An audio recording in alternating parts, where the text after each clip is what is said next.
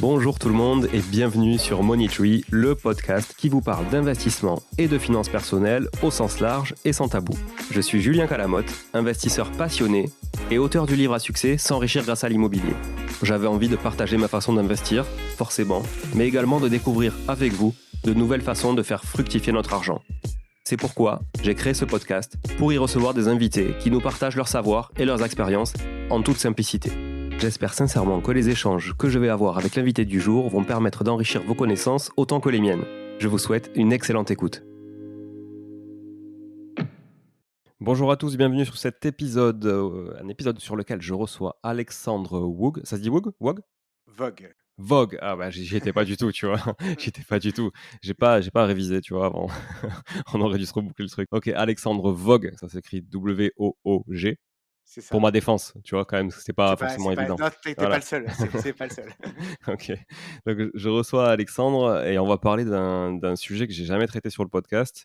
Et puis, traiter, d'ailleurs, c'est le mot un petit peu aussi, je trouve assez intéressant relativement aux nuisibles auxquels on peut faire face à domicile. Et donc, tantôt en tant que propriétaire, tantôt en tant que locataire.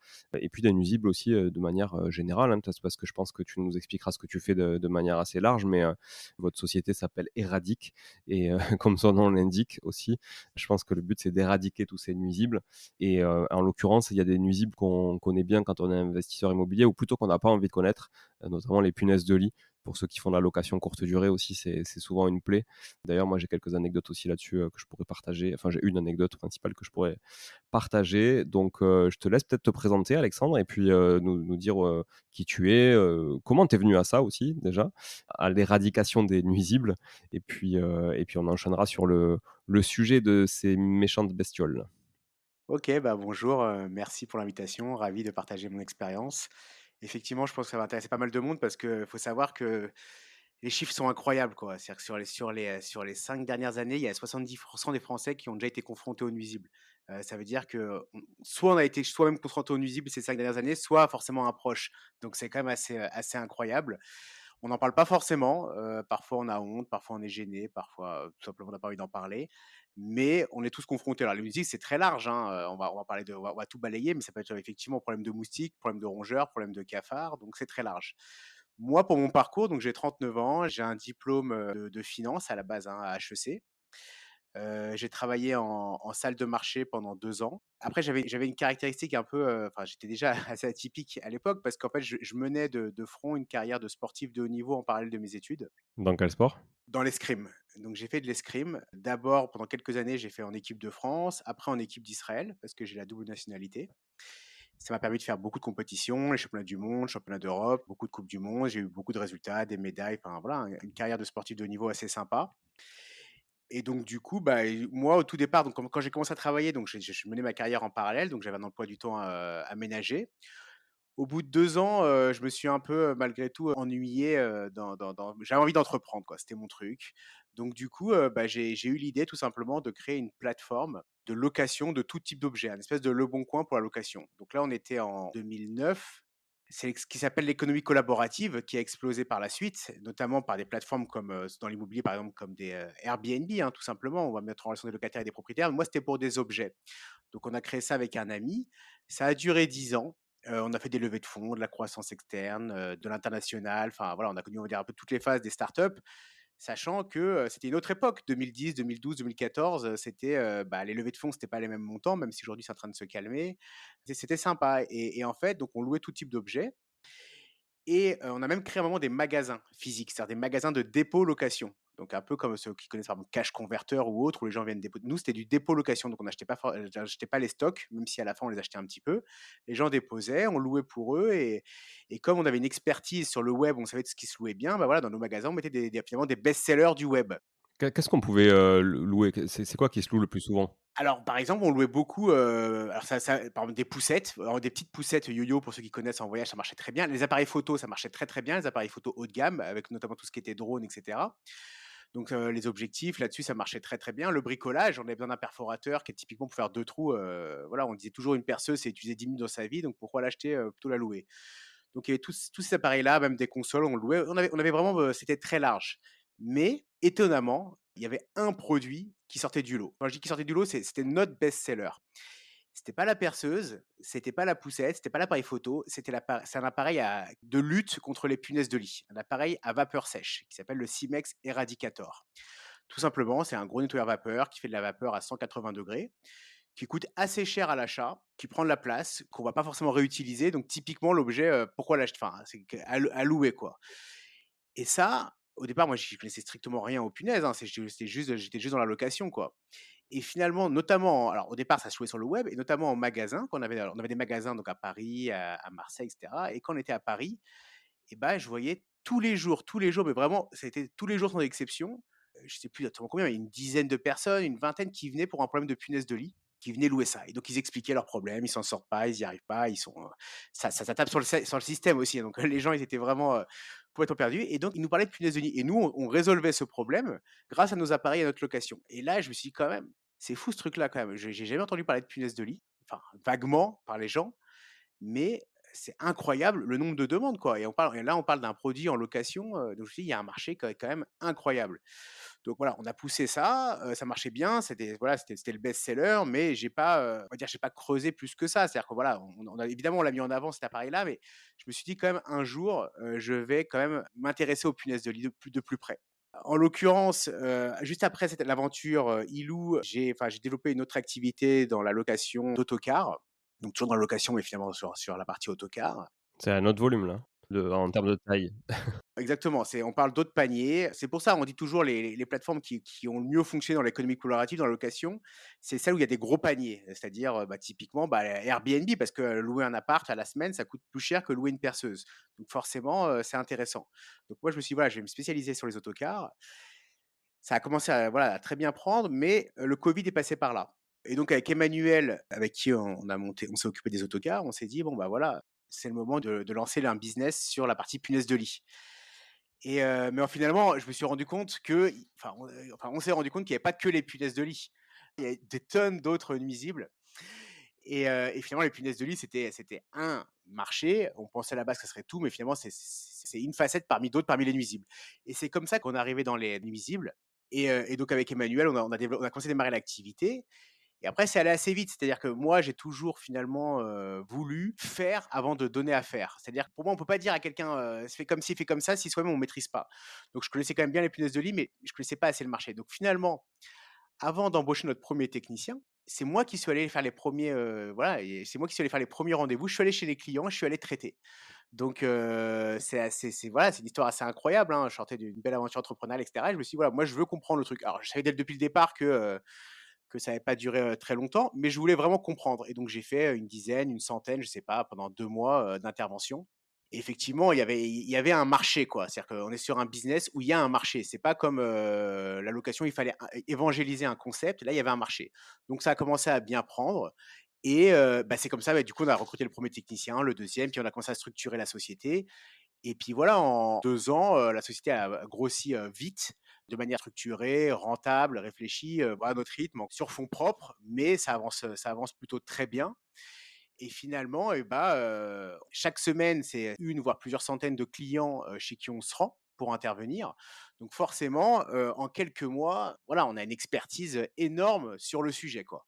Donc c'est vraiment comme ça finalement que j'ai appris ça, quoi. Et puis finalement, ce qui m'a intéressé, à titre personnel, c'est vraiment le côté, l'entrepreneuriat. C'est-à-dire que je gère une boîte sur les nuisibles, je sais pas moi, sur la location, que ça pourrait être de l'immobilier ou de la vente de couches, j'ai envie de dire, pour moi, c'est pareil. Enfin, c'est faire du business, c'est rendre service à des clients et c'est ça que j'aime. Et c'est vrai que dans les nuisibles, faut bien comprendre que évidemment c'est pas simple parce que c'est des êtres humains, enfin des êtres vivants, je veux dire, pardon, qu'on a en face. Donc forcément, il y a pas de 100. Mais ça n'empêche que les gens, les clients, nous appellent parce qu'ils ont un problème. C'est pas, ils appellent pas pour un plaisir, ils appellent parce qu'ils ont un problème et donc ils nous reçoivent finalement un peu comme des sauveurs. Donc forcément, il y a un côté très agréable à ça. Et l'autre côté, c'est qu'effectivement, on est dans un secteur où c'est beaucoup de petits indépendants, les acteurs de la dératisation, du traitement des nuisibles. On va dire que 80 c'est des indépendants. Il y a des très, très grosses et belles boîtes qui existent au niveau, on va dire international et qui sont implantées en France, mais finalement des boîtes intermédiaires, il y en a pas tant que ça et moi, c'est là-dessus où j'ai voulu aller, quoi. C'est créer quelque chose à la fois d'agile, de réactif, de sérieux, parce qu'on le sait, hein, on a tous été affaire à des plombiers, à des garagistes, à des n'importe quel artisan où on a une mauvaise image parce que et notamment les dératiseurs, on a une mauvaise image parfois qui est vraie d'ailleurs parce qu'on se fait arnaquer ou autre et donc voilà, c'est ça mon défi que je mets en place depuis 2 ans et demi et qu'on réussit plutôt pas trop mal, quoi. OK, bah, c'est une très belle présentation. On sent effectivement cette fibre entrepreneuriale et en plus, tu vois, je trouve que la vision sur le marché de la location en 2009, hein, je crois que tu disais, était assez bonne parce qu'effectivement les usages aujourd'hui sont plus à la location qu'à la propriété. Tu le vois sur tout, hein, tu le vois sur la musique, tu le vois sur les voitures, tu le vois sur plein de choses. Effectivement, les gens aujourd'hui louent. D'ailleurs, tu le vois même sur les emplois, parce que les jeunes veulent de moins en moins de CDI, préfèrent des Ouais. CDD, veulent pas trop être mariés avec qui que ce soit, veulent pas d'enfants. Enfin, tu vois, et du coup, on est dans des usages qui changent. Après, la difficulté, c'est toujours d'arriver trop tôt sur un marché aussi. C'est justement d'essayer de créer le besoin. Et quand il n'est pas là, forcément, la volumétrie n'est pas au rendez-vous non plus. Sur certains sujets. Puis comme tu dis, sur les petits objets, effectivement, il y avait peut-être des, tu as peut-être essuyé quelques problématiques aussi, j'imagine, de seuil de rentabilité, quoi. Ouais, ouais, après j'ai enfin, ce qui est marrant, c'est que j'avais déjà une expérience sur l'immobilier parce qu'en fait, je crois que c'était en 2014-2015, le groupe Ilou, on a racheté une boîte, qui s'appelle Séjourning. Il y avait 2 coactionnaires, hein. Il y avait des entrepreneurs qui nous ont revendu leur part et TF1 était coactionnaire et finalement, Séjourning, c'était quoi? C'était un peu, bah, les gens, ils peuvent regarder sur Google, hein, c'était un peu le premier Airbnb français, finalement. Donc du coup, nous, à ce moment-là, on s'est dit: «Voilà, on veut vraiment s'élargir sur tout ce qui se loue». Donc c'est assez marrant parce que finalement, c'est là où j'ai eu ma première expérience, on va dire, un peu dans l'immobilier parce qu'on a eu cette plateforme qui était très visible, hein. On avait de la publicité sur TF1 et cetera, donc on avait des gros volumes. On avait plus de 20 000 biens en gestion dans le portefeuille. Alors d'autres difficultés, enfin franchement, c'est compliqué d'être face à Airbnb, mais c'était passionnant, quoi. Ouais, j'en doute pas. Si on recentre sur le sujet, nuisible, est-ce que tu peux nous dire justement qu'est-ce qu'on met dans la catégorie nuisible aujourd'hui et qu'est-ce que vous traitez chez Eradic tous les jours? Alors, c'est un peu comme dans tout business, c'est ce qu'on appelle le 80-20. C'est-à-dire, il y a les nuisibles qu'on traite tous les jours et puis il y en a ceux qui viennent de temps en temps. Il y a aussi des saisons. Typiquement, en ce moment, on va dire entre mai et octobre, les punaises de lit, c'est la folie. Parce qu'il y en a une tonne. Pourquoi? Parce que les gens voyagent. Et plus les gens voyagent, plus les gens transportent ou récupèrent des punaises de lit. Donc, les punaises de lit, de toute façon, ça fait partie du top 3 de ce qu'on fait, mais particulièrement dans cette période. Alors, il y en a toute l'année, hein, avec le réchauffement climatique ou autre, il y en a toute l'année, mais particulièrement dans cette période. Et après, les deux autres qu'on fait beaucoup, c'est les cafards, qu'on appelle blattes. Alors, pour ceux qui ne savent pas, blattes ou cafards, c'est la même chose. Ah OK, c'est la même chose. C'est la même chose. Même taille, même vraiment même insecte. Après, il y a plein de sortes. Il y a les blattes germaniques, les blattes américaines, il y a plein de sortes, mais en tout cas, c'est la même chose. Et après, il y a les rongeurs, les souris. Alors, qu'on soit à la campagne ou en ville, il y en a beaucoup. Il y a des saisons. Effectivement, on l'a vu, par exemple, et j'ai été beaucoup médiatisé par rapport à ça quand il y a eu la grève des éboueurs à Paris, parce qu'effectivement, beaucoup de rongeurs sortaient de sous terre. Mais il y en a toute l'année. Mais c'est vrai que, par exemple, il y en a en hiver, ils cherchent de la chaleur, donc on en retrouve encore plus, même s'il y en a toujours beaucoup en ce moment. On va dire que ça, c'est les 3 catégories principales. Mais à côté de ça, on fait de tout. C'est-à-dire qu'on traite, par exemple, beaucoup de pigeons, des problèmes de pigeons, des problèmes de fouines, des problèmes de on a déjà fait même du serpent dans l'original, des problèmes de fourmis. Il y a vraiment, les mythes. Alors, ça, c'est vraiment un truc que je pense que quasiment tout le monde a déjà eu des petits papillons, je Les sais pas mythes si tu as alimentaires? par exemple, je sais pas si tu as Ouais. déjà eu des voilà, Ah ouais, des mythes alimentaires, moi j'en ai tout le temps, on n'arrive pas à s'en débarrasser, c'est horrible. On met les pièges, on vide tous les placards, tout le truc et tu sais pas, il y en a toujours. ouais, c'est ça, exactement. Donc il y a tu exactement les mythes, les petits papillons, donc c'est pas facile à se débarrasser. Quand on a quelques papillons, bon, on vit avec. Et puis quand on commence à avoir des larves au plafond, Ah ouais, là, on non, c'est s'inquiète. chaud. Mais ça arrive, et pareil sur les mythes vestimentaires, des fois on a des petits trous dans les vêtements et ça, c'est galère. Donc ça, c'est des choses, donc il y a énormément d'insectes. Après, il y a des insectes, alors quand on parle d'insectes dont on a peur, j'ai envie de dire ça, c'est ça finalement tout ce que j'ai dit, ça reste dans le domaine des coûts raisonnables. Et après, il y a tous les xylophages, tout ce qui s'attaque au bois, aux fondations. Alors on a tous peur des termites, par exemple, les problèmes de termites, les problèmes de xylophages, où des fois ça peut s'attaquer, ça peut ronger les fondations, les poutres ou autres. Donc voilà, les nuisibles, il y en a vraiment Les des tonnes moustiques et des aussi. tonnes. Alors les moustiques, on en fait beaucoup, mais les moustiques finalement, on intervient nous, plutôt en accompagnement. C'est-à-dire c'est pas voilà, c'est un problème. Par exemple, on a un restaurant qui va nous appeler, il va nous dire: «J'ai des moustiques, qu'est-ce qu'on peut faire?» Donc on va traiter les nids, on va mettre en place des moustiquaires, on va mettre en place des appareils. Mais voilà, c'est un problème, on va dire, plus long terme, quoi. Ouais, c'est plus de la prévention, quoi, mais tu peux pas faire grand-chose. De toute façon, il y en a toujours. Oui, il faut éviter, par exemple, on a un jardin, effectivement, des fois, on a de l'eau qui va traîner dans son seau ou autre, dans un récipient.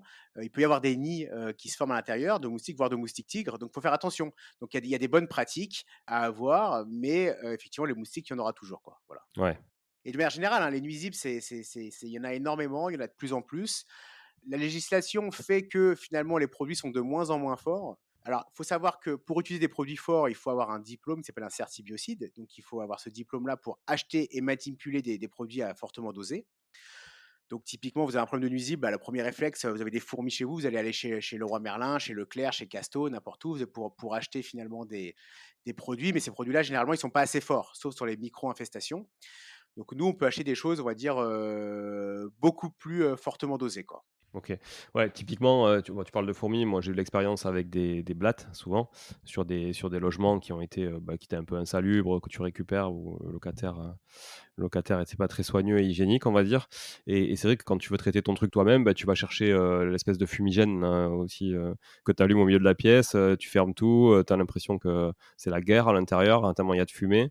Ouais. Mais au final, quand tu reviens le lendemain, bon, je suis pas sûr que ça ait été très efficace, quoi. Non, non, ça marche pas. Ça marche pas malheureusement. Et alors effectivement, les cafards, contrairement à d'autres nuisibles, par exemple, contrairement aux punaises, effectivement, ils aiment bien les lieux insalubres. Ils aiment bien se nourrir, on va dire, de saleté, et cetera. Alors je dis pas que tous ceux qui ont des cafards sont sales, loin de là. Tout le monde peut marcher quelque part sur un œuf de cafard, en ramener chez soi et c'est parti. Mais effectivement, ils aiment bien ça. Et après, de manière générale, dans le problème des nuisibles, c'est quoi? C'est que finalement, on peut avoir un problème privatif chez soi ou ça peut être un problème de l'immeuble. On en a beaucoup, c'est le cas. Donc c'est encore un autre problème, quoi. Ouais, ouais, c'est ce qu'il nous disait d'ailleurs le gars qui est venu traiter, parce qu'après on a appelé un gars pour traiter, hein, un confrère à toi, hein, du coup dans notre région, et qui lui a traité et surtout a bloqué aussi le passage, à l'intérieur des parties, privatives, quoi. Et après il a dit: «Le problématique, c'est qu'il faudrait traiter tout l'immeuble». Parce qu'en fait, elles sortent de quelque part, d'un appart qui est insalubre, qui était pas le nôtre, mais qui était, l'appart du voisin. Le mec, laissait traîner des gamelles d'eau en plus partout avec il avait des chats, des trucs assez dégueulasses, tu vois? Et donc du coup ça générait effectivement beaucoup, beaucoup, beaucoup de nuisibles, quoi. Ouais, ouais, on a souvent ça, des immeubles avec des gens soit qui sont sales, soit qui ont une maladie, hein. Par exemple, les gens qui entassent beaucoup de choses et souvent, c'est des gens qui ont tellement honte, qui sont tellement un peu, marginaux, qui veulent pas ouvrir la porte. C'est-à-dire que même s'il y a un traitement gratuit, ils veulent pas le faire. Donc finalement, on a beau traiter tout l'immeuble, vu qu'on traite pas la source du problème, c'est un énorme problème, quoi. Ouais, c'est ça. Et il y a plein d'immeubles, dans des beaux quartiers qui souffrent de ça, quoi. Et puis même derrière, bah, voilà, vous êtes investisseur, vous avez un appartement, qui souffre de cafards, c'est compliqué, quoi. C'est compliqué, ça peut être un gros problème, quoi. Ouais, ouais, ça c'est certain. Donc dans tous ces nuisibles, toi, c'est lequel que tu, traites le plus justement auprès des investisseurs immobiliers aujourd'hui? Alors, généralement, les gens, quand ils nous appellent, on a 3 types de cas. On a parfois, c'est une agence immobilière qui nous appelle, voilà, «Je gère un bien, je voudrais que vous interveniez dans ce bien-là». Bon, a priori, quand c'est l'agence qui nous appelle, c'est que finalement, c'est validé par le propriétaire, c'est le propriétaire qui prend en charge. On a des propriétaires qui nous appellent parce qu'ils ont un problème, des investisseurs qui ont un problème, de nuisible avec un locataire à l'intérieur et des fois, c'est le locataire qui nous appelle. En fait, la problématique dans tout ça, déjà, pour bien comprendre, la question que tout le monde se pose, c'est qui doit payer? Locataire ou propriétaire? Évidemment, il arrive souvent que le locataire n'ait pas envie de payer et que le propriétaire n'ait pas envie de payer non plus. Et nous, on se retrouve souvent au milieu de conflits. Parce que faut bien comprendre que, par exemple, quelqu'un qui t'appelle pour une souris, il y a des gens, ça peut les faire rigoler, il y a des gens qui s'en foutent, il y a des gens, ils rentrent pas chez eux, ils ont une souris, enfin vraiment, et des gens phobiques, il y en a beaucoup, beaucoup, beaucoup. Donc il y a des tensions énormes. Et nous, on le voit ça tous les jours. Et nous, on essaie de ne pas prendre parti. On dit juste voilà comment ça se passe. Le problème dans tout ça en plus, c'est que c'est pas hyper clair d'un point de vue juridique. Il y a des lois, mais il reste quand même des flous juridiques. Voilà comment ça se passe concrètement en réalité. Déjà, tout dépend si on est sur un nuisible finalement qui est privatif ou commun. Première chose. Je vous donne un exemple. Si c'est des souris dans tout l'immeuble, c'est à l'immeuble de prendre en charge, à la fois les parties communes et les parties privatives. Donc il faut que le propriétaire se retourne vers le syndic et que le syndic fasse intervenir une société comme la nôtre pour intervenir. Si c'est un problème privatif, finalement, la question c'est est-ce que le locataire porte une responsabilité ou pas là-dedans? Et on a le cas, par exemple, des punaises de lit.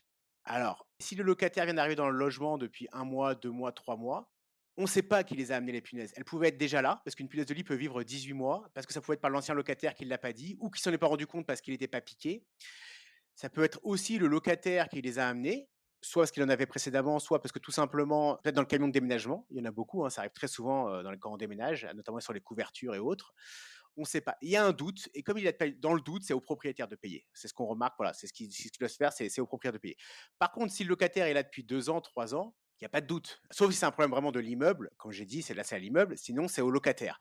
Donc finalement, c'est un peu ça pour tout. Pareil pour les cafards, pareil pour tout type de nuisible. Finalement, il faut chercher à comprendre, est-ce que finalement, quelle est la réelle part de responsabilité du locataire? Le propriétaire doit de toute façon donner un logement, propre et après, ce qu'on se rend compte aussi, c'est que de toute façon, la réalité, c'est quoi? C'est que nous, on essaie d'être hyper neutre, mais l'investisseur, de toute façon, il a pas enfin, il doit être ferme, et cetera. Il a une rentabilité, mais il a pas intérêt forcément à s'engueuler avec son locataire parce que c'est quoi la hantise numéro un de l'investisseur? C'est le locataire qui paye plus. Et nous, on en a des locataires qui payent plus parce qu'ils disent voilà, j'ai des nuisibles, ça s'arrête pas, j'ai des souris, je veux payer. On en voit tous les jours. Donc finalement, l'intérêt du propriétaire investisseur, ça reste quand même, voilà, sans faire n'importe quoi, mais de toute façon de rendre son logement habitable. Et j'ai envie de dire, parce que même si de toute façon le locataire part et qu'il reste des punaises de lit, il faudra le traiter de toute façon. Donc oui, il pourrait le prendre sur la caution, mais il a tout intérêt à ce que ce soit fait. Donc voilà, j'ai expliqué les règles, ce qui se fait, dans la mesure du possible, mais de toute façon, c'est sûr que, le propriétaire a intérêt à ce que ça se passe bien avec son locataire, sans pour autant encore une fois, hein, je vous dis, si un propriétaire qui m'appelle, il me dit: «Mon locataire, il est là depuis 3 ans et il vient d'avoir des punaises», je lui dis: «Bah» mais après j'ai des propriétaires qui disent: «Bon, c'est pas grave, je paye quand même, j'ai envie, je paye». Bon OK, il paye, OK, c'est son choix, il y a pas de souci. Mais généralement, c'est comme ça que ça se passe, quoi. La difficulté dans ce cas-là, effectivement, c'est que bon, tu payes, tu éradiques, mais en fait, ça revient si vraiment, c'est du ressort du locataire, quoi, du fait de son hygiène, du fait de sa négligence. Ça peut, revenir, j'imagine. Oui, alors ça dépend. Quand c'est un problème de punaise de lit, si c'est traité, c'est traité. Mais c'est quoi le gros problème finalement dans les punaises de lit? Non, mais c'est compliqué quand même. Parce qu'il y a la partie qu'on va faire nous, entreprise et Radic, et il y a le protocole que doit respecter le locataire en place et qui est très embêtant. C'est pareil pour les mythes, c'est pareil pour les entraînes, c'est pareil pour les puces. Concrètement, il va falloir laver toutes ces affaires à haute température, tout mettre dans des sacs, tout laver, passer l'aspirateur tous les jours. Il y a tout un protocole à respecter. Franchement, c'est contraignant, voilà, mais il faut le faire. Il faut le faire, sinon on s'en sort pas. En fait, ce qui est à la fois passionnant et incroyable, c'est qu'il faut bien comprendre que dans notre métier, on rentre dans l'intimité des gens. On rentre dans l'intimité des vies des locataires, des résidents ou des propriétaires, en tout cas de ceux qui habitent, parce qu'on rentre chez eux. Et finalement, pas grand monde rentre chez les gens. Nous, non seulement on rentre chez les gens, mais j'ai envie de dire pire que ça, c'est qu'ils nous laissent leur appartement. C'est-à-dire que quand on fait un traitement en pulvérisation, quelque chose de fort, ils sont obligés de quitter l'appartement 5 heures. Donc on est vraiment voilà, dans l'intimité des gens, chez les gens. Et donc forcément, il y a une relation de confiance. C'est pour ça que j'ai insisté tout à l'heure, c'est qu'il faut vraiment tomber sur les entreprises de confiance pour ce type de traitement. Ça, c'est la première chose. Et la deuxième chose, c'est, on va parler de budget, parce que c'est important aussi, parce qu'on a dit qui paye, le locataire propriétaire, mais pourquoi on ne veut pas payer? Parce que souvent, c'est des coûts. Alors, combien ça coûte une intervention? Évidemment, vous allez tomber sur des gens, ils vont vous facturer 1 000 €, 2 000 €, des choses énormes. Je vais vous dire, une entreprise sérieuse, correcte, normale, ça dépend évidemment de la taille de l'appartement, mais il faut compter, on va dire, entre 350 et 500 € à peu près l'intervention. Là, tu parles d'intervention pour traiter quoi? Les punaises de lit, par exemple. Punaise de lit. Même des cafards sur 2 passages, on est à peu près à 300 €, sur des rongeurs, à peu près 350 €. Ça dépend évidemment de la taille et cetera, mais il y a d'autres critères, mais grosso modo, c'est ça. Et finalement, on se rend compte de quoi aussi en rentrant dans l'intimité des gens? C'est qu'il y a beaucoup de gens, bah, la période est difficile, hein, et donc sortir 300 €, alors pour beaucoup de gens, ça paraît zéro, mais pour beaucoup de gens aussi, c'est énormissime. Quelqu'un qui touche un 1 300 € net, qui finit à zéro tous les mois, sortir à 1 300 €, c'est compliqué et nous, on s'en rend compte parce qu'on propose le paiement fractionné en plusieurs fois. Donc ça veut dire que quelqu'un qui, par exemple, qui a une prestation à 350 €, il peut payer en 4 fois. Voilà. Donc finalement, je veux dire, on est sur moins de 90 € par mois pour un problème de punaise de lit, par exemple. Et j'allais dire, même des fois, sur des toutes petites interventions de fourmis à 150 divisé par 4, et ben, il y a beaucoup de gens chez qui on se rend compte que ça passe pas. Ça passe pas, le paiement, il passe pas. C'est-à-dire que les gens sont à 10, 40, 30, 40 € près. Donc, et c'est-à-dire que finalement, bah, ils préfèrent, alors par choix ou pas, mais ils vont vivre avec des nuisibles et pas les traiter, quoi. Et c'est pour ça qu'on voit des reportages des fois, ah oui, ils vivent avec les nuisibles depuis, voilà, parce que ça a un coût. Globalement, c'est très rare les assurances habitation qui prennent en charge les nuisibles. Il y en avait une qui le faisait, mais malheureusement, elle se porte pas très bien. Elle est dans les médias actuellement, elle se porte pas Ah très oui. bien financièrement. Je vois. Mais eux, c'est dommage parce qu'eux, ils étaient novateurs et typiquement, eux, bah, voilà, on travaille avec eux, ils nous envoient des clients et c'est très bien. Aussi bien dans l'assurance P&O, pour le propriétaire, il est couvert, que pour l'assurance, que pour le locataire, je pense qu'on va y arriver à terme. Je vois pas pourquoi, une fuite d'eau, oui et autre chose non. Donc je pense qu'on y arrivera. Ça changera beaucoup de choses. Mais en tout cas, aujourd'hui, c'est pas le cas. Donc il y a un vrai sujet financier qui est la source du conflit parce qu'en fait, il faut bien comprendre que voilà, encore une fois, les conflits locataires-propriétaires à cause des nuisibles, on en voit tous les jours. Voilà. Donc c'est un vrai sujet, quoi.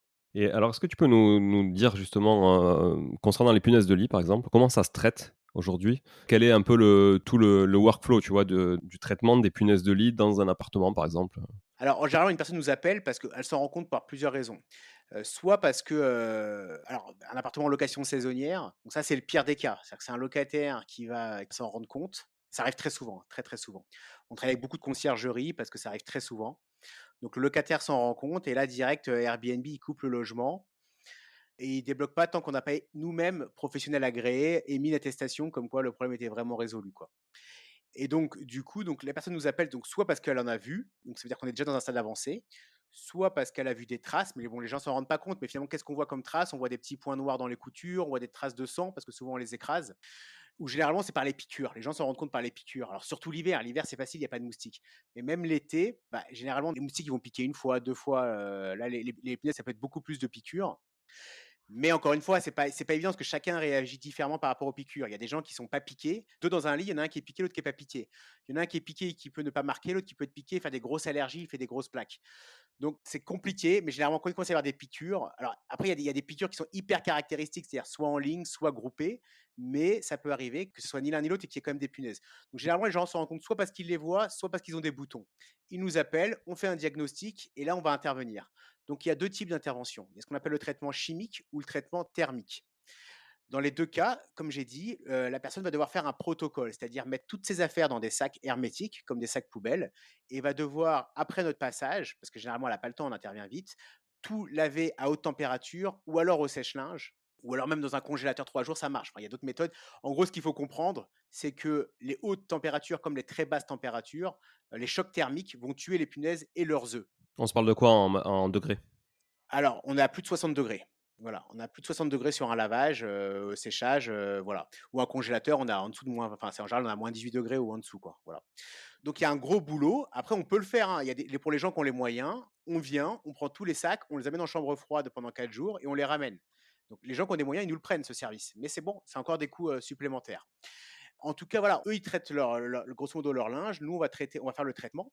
Donc, soit chimique, soit thermique. C'est quoi la différence? C'est que chimique, on va passer 2 fois à 2 semaines d'écart parce que les produits ne tuent pas les œufs. Donc concrètement, c'est un peu comme quand on a un shampoing, je sais pas, ceux qui ont des enfants, ils vont faire un shampoing anti-poux à leurs enfants, on leur dit: «Vous faites un shampoing dans 10 jours, dans 15 jours parce que ça va pas tuer les œufs». C'est pareil, donc on refait 2 passages. Entre les 2 passages, bah, les œufs vont éclore, c'est le cycle de finalement de croissance des œufs des punaises et au bout de 2 semaines, comme ça, quand on va repasser, on va les tuer. Donc ça prend 2 semaines. Donc ça veut dire qu'entre les 2 semaines, on peut éventuellement se refaire piquer. Ça peut arriver et surtout, il faut dormir chez soi parce que finalement, pourquoi les punaises sortent? Parce qu'elles se nourrissent de sang humain, parce qu'elles vont sentir, bah, la température du corps qui change la nuit, elle baisse, elles vont sortir le dioxyde de carbone qu'on émet, donc elles sentent qu'on dort et à ce moment-là, hop, elles viennent, elles nous piquent et elles repartent. Et d'ailleurs, elles nous piquent, elles sont gorgées de sang et c'est pour ça que des fois, hop, en bougeant la nuit, on va les écraser et c'est pour ça qu'on va avoir des traces de sang sur le lit. Donc ça, c'est le cas classique. Après, alors si on parle de le traitement chimique, c'est un peu le moins coûteux et le traitement thermique, donc c'est quoi? Il y a plusieurs techniques dans le traitement thermique. Il y en a qui font du canon à chaleur, ils vont chauffer toute la pièce. Moi, je suis pas fan parce que ça abîme un peu les appartements, ça ramollit un peu tout et cetera. Il y en a d'autres qui vont faire avec du froid on peut, ça marche bien aussi. Avec le chaud, nous on fait de la vapeur sèche à 180 degrés, on a des très bons résultats avec ça. D'où la machine dont tu parlais tout à l'heure. Oui, voilà, exactement, c'est ce qu'on louait bien, exactement. C'est ce type de machine. C'est très long à faire. Le traitement thermique, il est plus cher. Mais par contre, voilà, j'en donne un exemple. On travaille beaucoup avec des conciergeries sur des logements saisonniers ou des hôtels. Bah, les gens, ils peuvent pas non seulement faire venir quelqu'un qui dort dedans pour faire un peu l'appât, parce qu'il faut faire le l'appât pour faire sortir les punaises, et en plus parce que, finalement, c'est bloqué 2 semaines, je sais pas moi, si on a 100 € la nuit, en haute saison, voilà, on parle de 1 400 €, la perte, elle est difficile. Donc généralement, ceux qui ont des appartements saisonniers ou les hôtels ou ce genre de choses, ils prennent avec nous, le traitement thermique parce que on passe et on règle le problème. Voilà. Ça, c'est un traitement qui est plus cher, du coup? Il est plus cher parce qu'on passe beaucoup plus de temps. Il faut comprendre qu'on passe sur chaque centimètre de manière très lente pour pouvoir tuer toutes les punaises. Et là, vous traitez quoi? Que la literie? Pas que. Alors évidemment, les punaises, elles se cachent principalement vers les zones où on dort. Donc, comme tu le dis justement, on les retrouve principalement dans le lit, dans le matelas, dans le sommier, dans les lattes, voire les tables de chevet, tout ce qui est autour du lit. Dans les grosses infestations, ça va même jusque dans les livres et autres. On les trouve aussi beaucoup dans le canapé, donc évidemment que c'est les zones, prioritaires. Mais bon, quand il y a des bonnes infestations, on en retrouve dans les plinthes, derrière les prises, derrière les cadres. Ça peut aller loin, quoi, voilà. Ah ouais. Et encore une fois, souvent le problème, c'est que les gens s'en rendent pas compte tout de suite, hein, parce que comme j'ai dit, il y a plusieurs stades de développement. Avant de les voir, il faut généralement 8 semaines. Au départ, elles piquent pas tous les jours, tous les 3, 4 jours. On pense que c'est des moustiques, on pense pas à ça, quoi. Donc, généralement, les gens, quand ils nous appellent, c'est déjà, très avancé. Ou alors les gens ont envie de traiter par eux-mêmes. Donc, ils vont acheter un peu comme, toi, tu as acheté un fumigène pour tes cafards, ils vont à la pharmacie, ils vont acheter un fumigène. C'est pas dans 98 des cas, c'est dans 100 des cas, ça fonctionnera pas. Limite, ça va les repousser, ça va les repousser, ils vont pas en voir quelque temps, ils vont croire. Donc finalement, les gens ont, voilà, ont tous des expériences, croient que c'est compliqué. Non, c'est pas compliqué. Le problème, il peut être réglé très vite si on a le bon prestataire et on applique bien le protocole et on est rigoureux. Là, le problème est terminé. Mais effectivement, j'ai des cas incroyables, hein, des gens qui vivent depuis des années avec des punaises, des années, hein. Donc voilà. Alors, ça peut pas arriver en location saisonnière parce que je vous dis encore une fois, dès qu'il y a quelqu'un qui se plaint le mot punaise, bim, l'appartement il est bloqué, quoi. Alors j'ai une anecdote, là-dessus, Alexandre, j'aimerais bien avoir ton avis. On a un appartement, en location courte durée au Portugal, donc on n'est pas sur place, tu vois? C'est géré là-bas, par un petit réseau qu'on a en local. Du coup, on change, tu vois, on a changé la literie, donc c'était il y a quelques années, hein. On change la literie, matelas neuf et cetera. On a une famille qui dort, tout se passe bien, ils sont très contents, OK, ils repartent de là, ils nous laissent un super avis et tout et puis là, on a une autre personne qui arrive tout seul. Il passe une nuit et le lendemain, mais le lendemain soir, tu vois? Le lendemain soir à 20h, pas direct le matin, il contacte notre, conciergerie sur place, enfin la personne qui s'en occupe et puis là, il lui dit, «C'est inadmissible, au niveau de l'hygiène, votre literie elle est infestée de punaises», enfin c'était un anglophone donc de bed bugs. «Ça m'a bouffé tout le corps, j'ai appelé mon médecin, il trouve ça inadmissible, c'est dangereux, nanani» et il nous envoie des photos gros plan, tu vois? D'espèces de points rouges qu'il avait, enfin qui ressemblent à des piqûres, petites piqûres de moustiques quoi, points rouges qu'il avait sur le corps, voilà. Et une espèce de photo, mais assez gros plan aussi, tu vois, un peu de points noirs sur on va dire du tissu blanc quoi, tu vois, qui ressemble à une alaise et cetera. Il avait l'air bien renseigné quand même en il avait l'air bien de bien connaître les punaises, quoi. Est-ce que c'est possible qu'on change la literie, qu'on ait juste une famille qui dorme et qu'eux n'aient rien du tout et que la fois d'après, le mec seul ait quelque chose et qu'il s'en rende compte plus de 24 heures après? Ça, est-ce que c'est possible? Ouais, alors en fait, c'est encore une fois, on en revient toujours dans l'histoire du doute que je disais tout à l'heure. En fait, moi, j'ai déjà eu le cas, hein. J'ai déjà eu le cas de finalement, je me rends compte que tout est possible, hein, donc on traite des grands hôtels, des palaces, nous, aujourd'hui, on est principalement sur l'Île-de-France et l'Oise. On traite des palaces parisiens, 2, 3, 4, 5 étoiles et j'ai déjà eu le cas d'hôtels qui nous appellent pour faire des détections. Alors des fois, on fait des détections humaines, des fois des détections canines même. Parce que des gens qui sont un peu malins et qui ont compris le système et qui disent, «Ah bah, il y avait des punaises» et ils veulent c'est comme ça ils payent pas la nuit. J'ai déjà eu le cas, hein.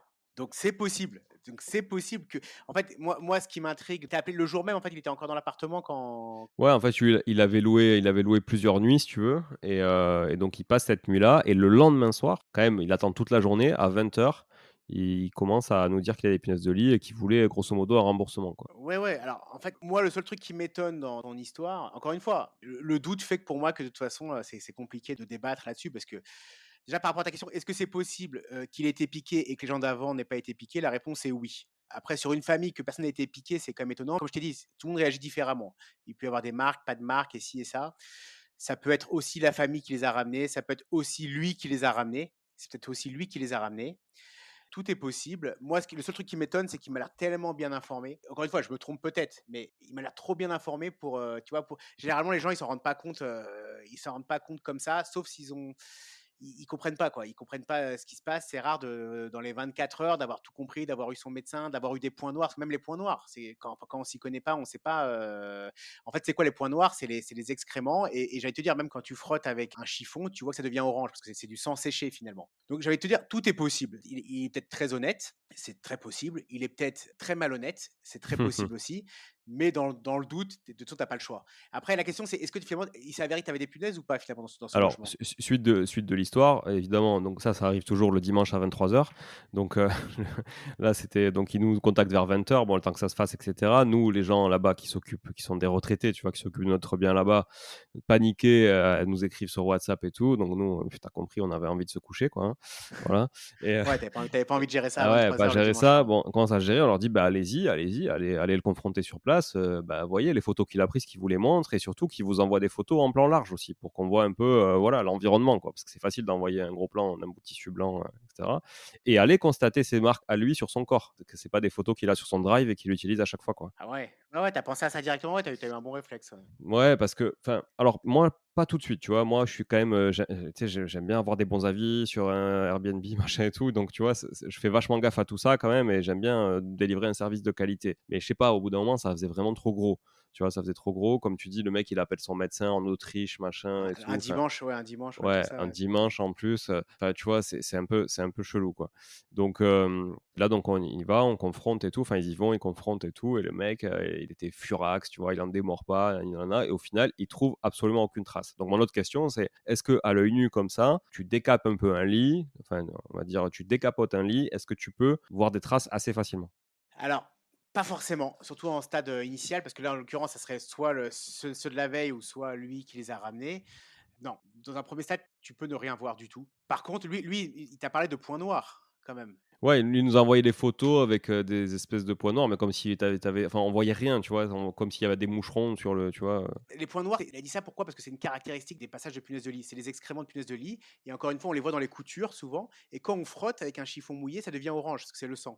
Donc là, typiquement, si il t'a dit: «Il y a des points noirs», OK, ils sont où les points noirs? Tu frottes, tu vois si réellement si c'est des petits points de sang. Là, ça aurait été, là, voilà, soit il nous a raconté n'importe quoi, ce qui semble être le cas, soit c'était vrai, quoi.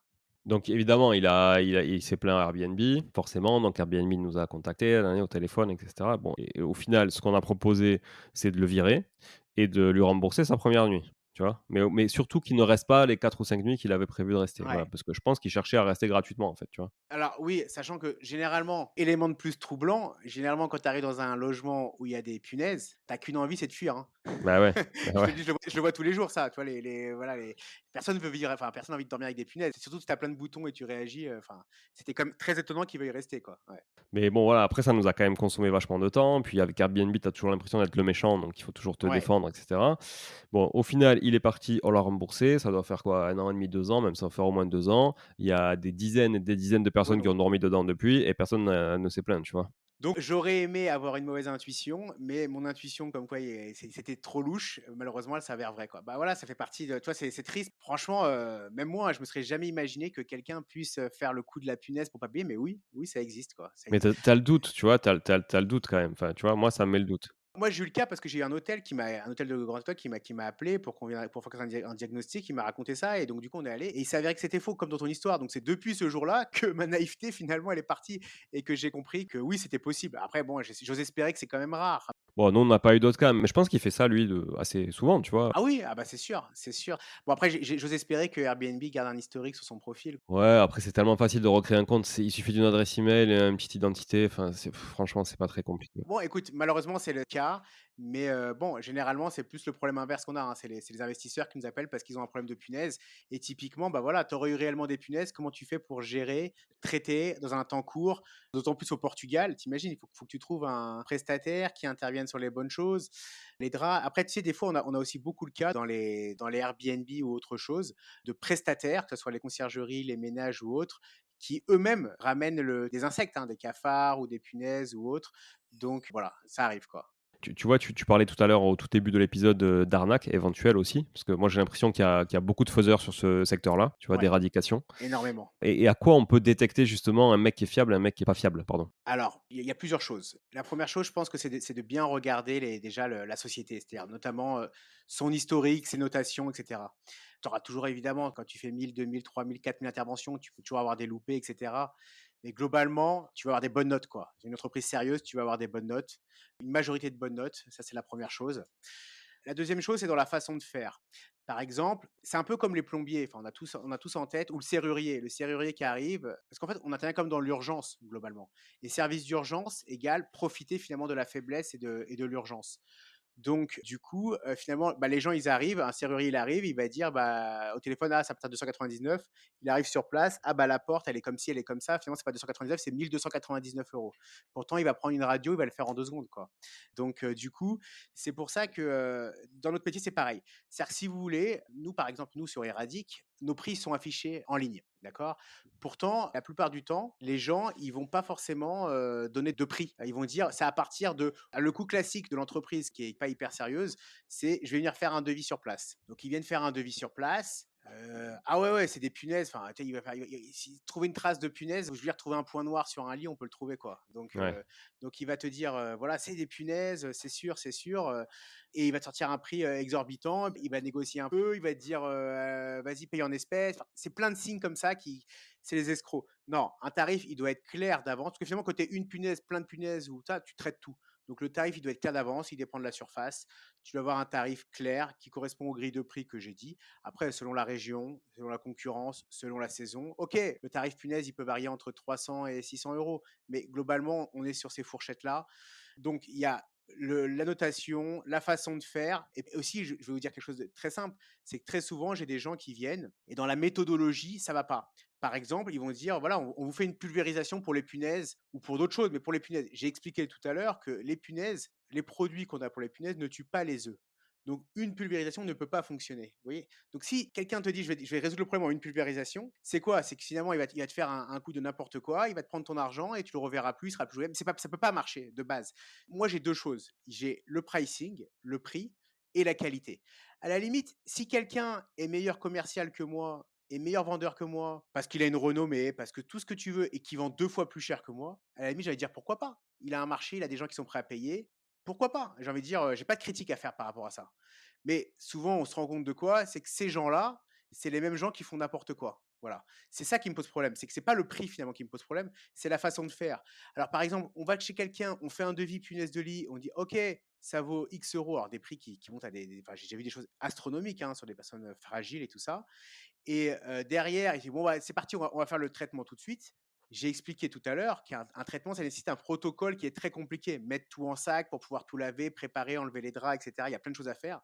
Donc, si on arrive, on fait un diagnostic et on dit: «On va le faire tout de suite», le protocole n'a pas pu être respecté. Donc déjà, on est face à une entreprise qui fait n'importe quoi.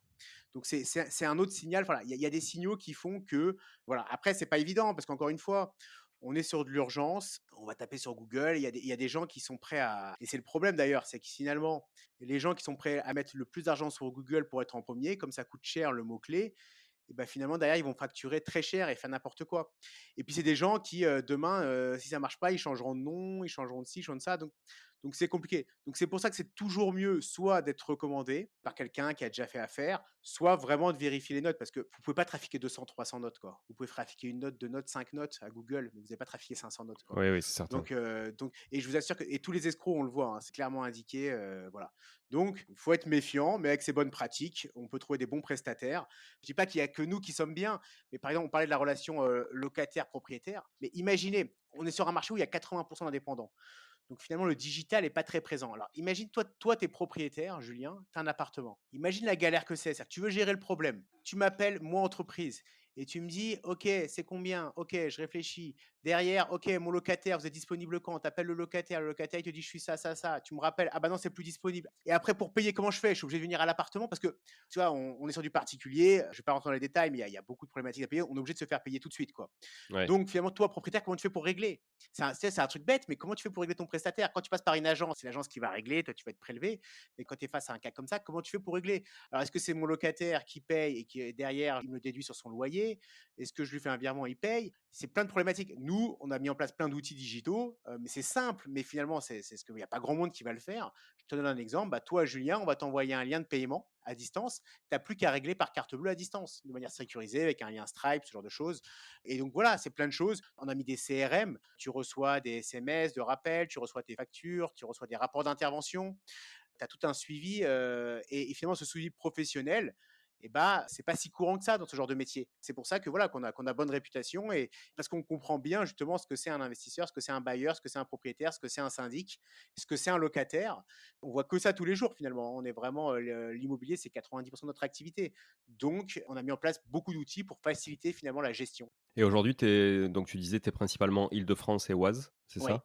Ouais, ouais, tout à fait. OK. Tu réponds aux besoins sur ces 2 zones-là. Est-ce que tu as pour ambition de te développer ailleurs? Alors, le marché déjà, en Île-de-France, il est gigantesque. C'est-à-dire qu'on pourrait déjà, aussi bien en B2B avec les professionnels qu'avec les particuliers, enfin, il y a vraiment, énormément de boulot. Alors oui, bien sûr, on se développera sûrement, dans d'autres endroits parce qu'il y a des il y a des il y a des nuisibles partout. En ce moment, on fait beaucoup de guêpes, de frelons, tu bien que je suis sûr que vers chez toi, il y en a Ouais. plein. C'est des choses, voilà, qu'on fait partout. Donc certainement qu'on avancera, on va dire, à terme. Mais si tu veux, aujourd'hui, moi, mon objectif principal, surtout, c'est d'avoir de la qualité.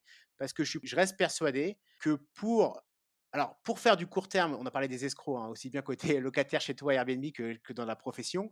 Pour les gens qui ont une vision court terme, qui disent: «Voilà, je suis là pour prendre de l'argent, je ferme dans 2 mois, je m'en fous, je fais ce qu'il y a à faire», pas de problème. Il fait n'importe quoi, il s'en fout, il réfléchit.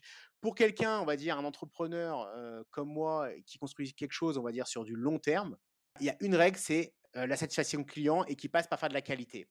Et faire de la qualité, ça passe par la prestation. Parce que finalement, moi, je t'ai mis en avant, nos qualités d'un point de vue digital, d'un point de vue SAV, d'un point de vue support, facturation, CRM.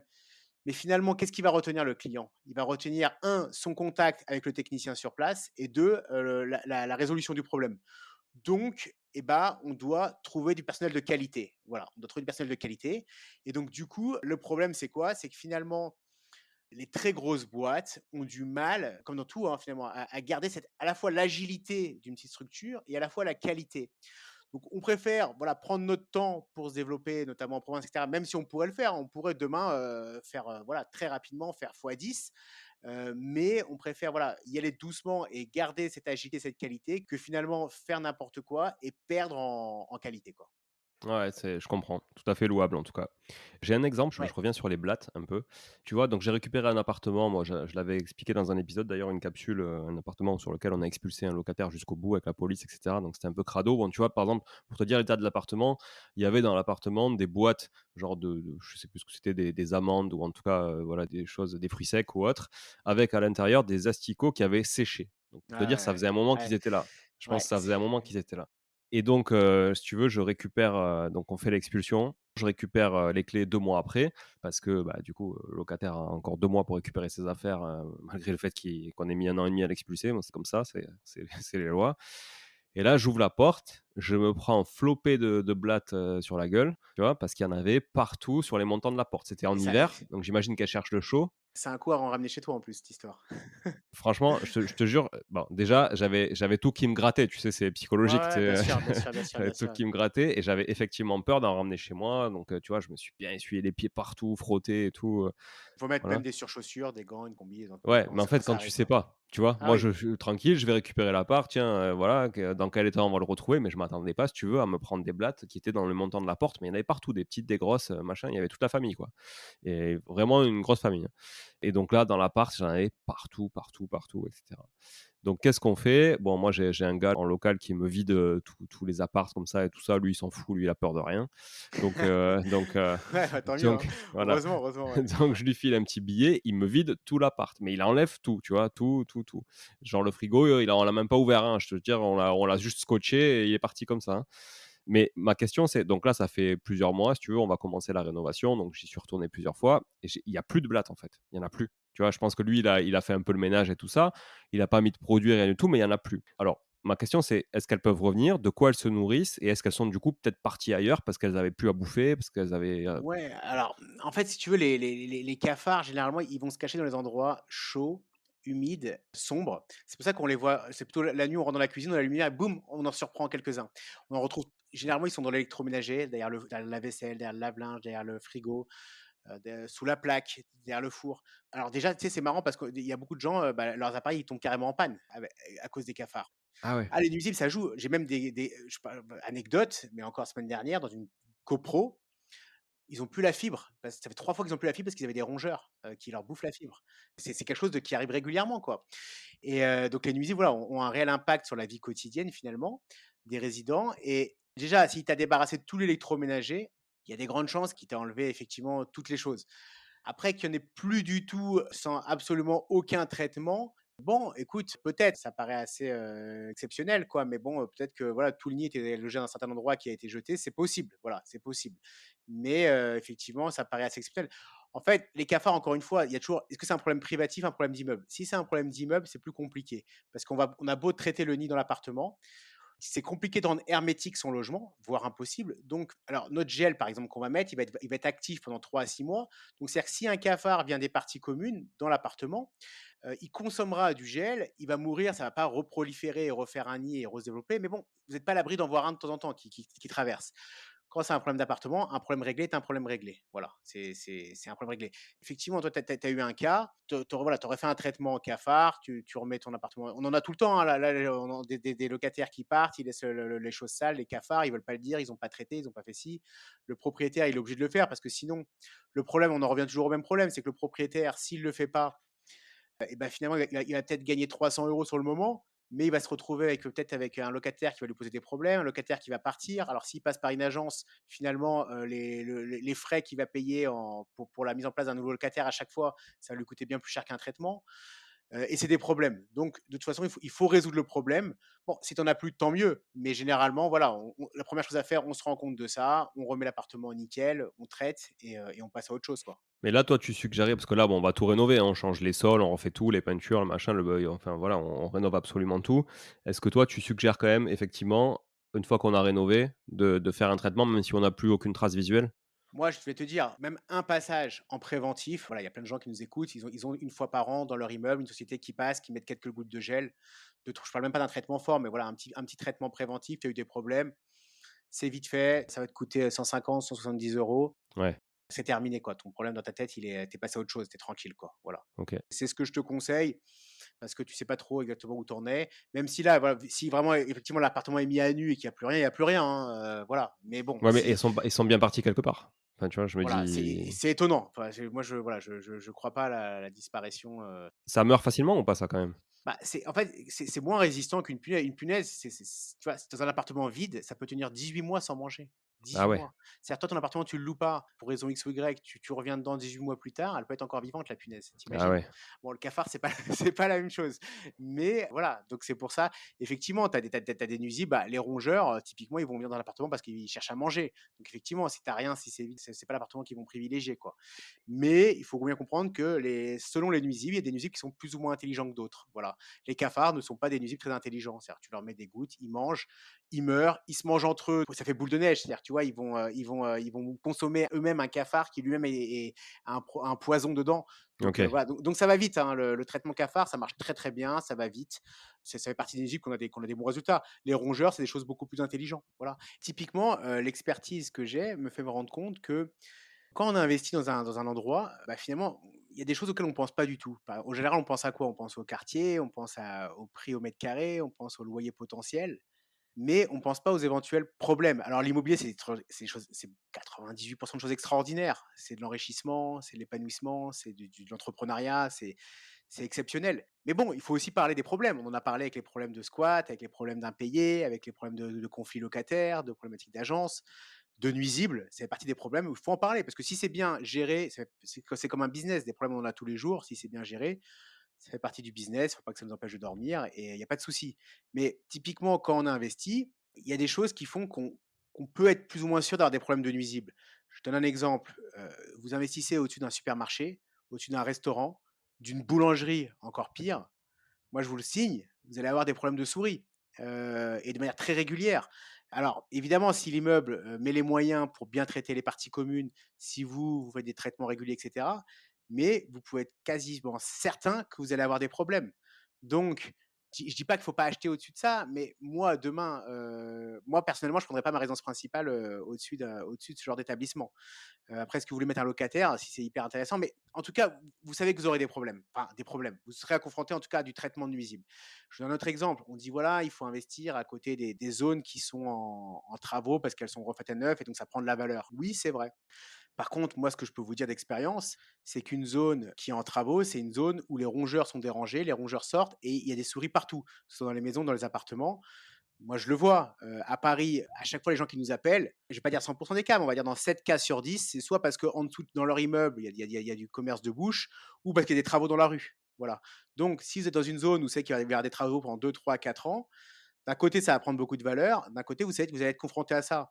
Alors, si ça vous pose pas de problème d'être confronté à ça et que vous l'appréhendez bien, il y a pas de souci. Mais en tout cas, c'est quelque chose qu'il faut avoir en tête quand on investit, les nuisibles. Voilà, de la même manière que quand vous avez un Airbnb, on en a parlé tout à l'heure, enfin Airbnb, une location saisonnière, hein, parce que maintenant ça peut être un booking.